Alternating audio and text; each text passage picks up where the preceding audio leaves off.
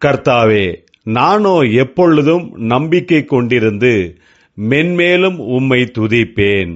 கர்த்தருக்குள் பிரியமானவர்களே, உங்கள் அனைவருக்கும் இனிய காலை வணக்கங்கள். இன்றைய வேதவசன தியானத்திற்கென்று நாம் தெரிந்தெடுத்திருக்கும் வேத பாகமானது 1 சாமுவேல் 12ஆம் அதிகாரம் 23ஆம் வசனம். நானும் உங்களுக்காக விண்ணப்பம் செய்யாதிருப்பேனாகில் கர்த்தருக்கு விரோதமாக பாவம் செய்கிறவனாக இருப்பேன். அது எனக்கு தூரமாயிருப்பதாக. நன்மையும் செவ்வையுமான வழியை நான் உங்களுக்கு போதிப்பேன். பிரியமானவர்களே, இன்றைய வேத தியானத்தின் தலைப்பு ஜனங்களுக்காக ஜெபம் என்பதே.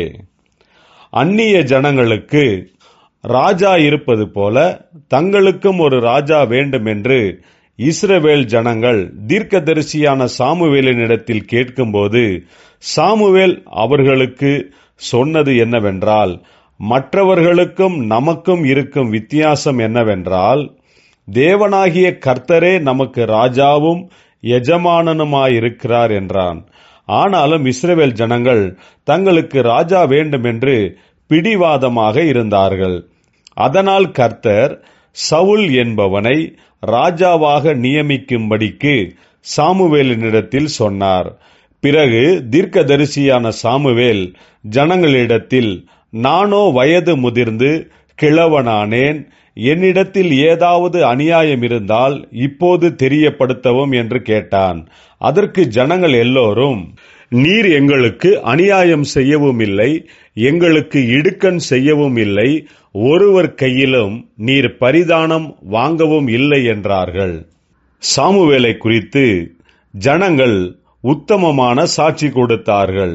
மற்றும் சாமுவேல் கர்த்தர் இஸ்ரவேல் ஜனங்களுக்கு செய்த நன்மைகளை குறித்தும் ஜனங்கள் கர்த்தருக்கு விரோதமாக நடந்து கொண்டதை பற்றியும் விவரமாக எடுத்துரைத்தான். அதை கேட்ட ஜனங்கள், எங்களின் எதிர்காலம் நிலைமை மோசமாக கூடாது, எங்களுக்காக தேவனாகிய கர்த்தரிடத்தில் ஜெபிக்கும்படி வேண்டி கேட்டுக்கொண்டார்கள். அதற்கு சாமுவேல், நீங்கள் கேட்டாலும் கேட்காவிட்டாலும் நான் உங்களுக்காக ஜெபிப்பது என்னுடைய கடமையாகும். நீங்கள் கர்த்தருக்கு கீழ்ப்படியாமல் அவருக்கு விரோதமாக நடந்து கொள்ளாதிருங்கள் என்று எச்சரித்தான். பிரியமானவர்களே, தேவனுடைய ஊழியக்காரர்களின் பொறுப்பும் கடமையும் என்னவென்றால், ஜனங்களுக்காக ஜெபிப்பதும் ஜனங்களை நீதியின் வழிகளில் நடத்துவதுமாகும்.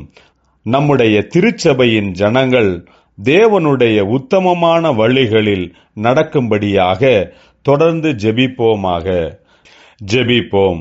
ஜீவனுள்ள தேவனே, நாங்கள் தொடர்ந்து ஜனங்களுக்காக மன்றாடி ஜெபிக்கும்படியாக நீர் எங்களை பலப்படுத்தும், ஆசீர்வதியும். இயேசு கிறிஸ்துவின் நாமத்தில் ஜெபிக்கிறோம் நல்ல பிதாவே. ஆமேன்.